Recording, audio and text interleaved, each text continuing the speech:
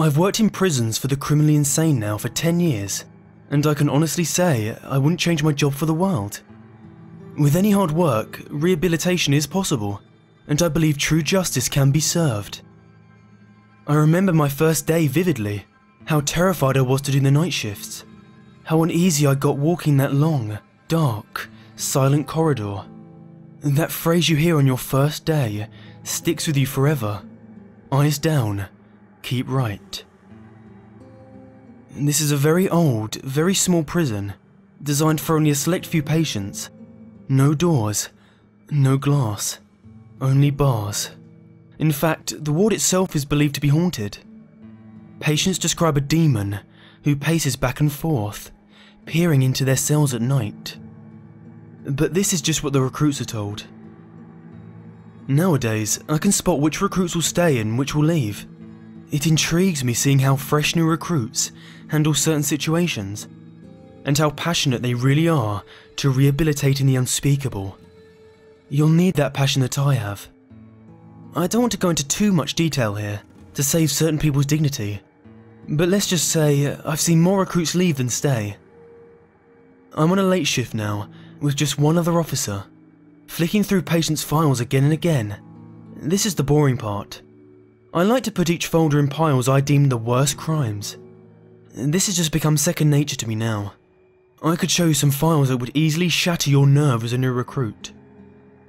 These patients are on my ward. They are extremely fragile, yet incredibly dangerous due to their crimes.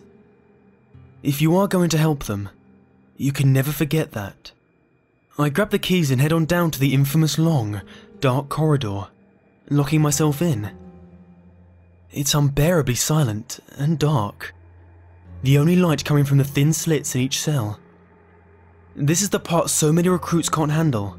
The atmosphere is intense, essentially an old brick tunnel, with a row of caged animals hissing, whispering, crying. I keep to the right and set myself on the floor, peering in at the last dark cell. What are these marks you scratched on the wall, Briggs? Why don't you come closer to the bars, officer? I can barely see you lurking in the shadows out there. He whispered this from what sounds like the back of the cell, but I can't be certain. There are only a few patients here, so it's usually quiet and claustrophobic. I'm fine. Are these the names of your victims, Briggs? No response. He's hiding in some dark corner. All I can see from the light are scratches on the brick walls, and his bed. How am I to know how you are if you won't talk? I open his file and start reading some details every now and then. 2 children taken from their home at night and drowned. Look at what you did to their faces. Do they look familiar now? An abusive family is no excuse. I know what your father did to you. I can hear a slight whimpering coming from his cell as I recall his childhood. I didn't do anything. But you did, and that's why you cry in your sleep. What do they say? We'll be together soon. I watched them for months. His sobbing is getting worse now, and I can hear movement, as if he's dragging his knees across the cold, hard floor from one side of his cell to the other. I feel spiteful now, his voice starting to irritate me. You won't be in heaven though, Briggs. I will. I feel dead already.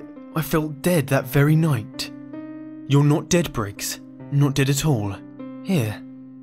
I slide a mirror under his cell to hear his sobbing now become frantic murmurs. He scratches the walls, crying in agony as he spits out his disgusting gibberish. Quiet! Shut up! Look into it. Look at that face. Bite, Briggs. Bite down on your tongue and join them. I turn away whilst listening to his disgusting gurgling and choking. Listening even harder, I can hear him hissing and cursing through clenched teeth as I read the files faster and faster. I can't. I don't want to. Yes, you do, Briggs. You almost had it. I gave you a mirror, Briggs. Use that. Silence. After 10 grueling minutes, it was over. I picked up the file and headed back, rattling my baton along the other cells as I left. Oh yes, I wouldn't change my job for the world.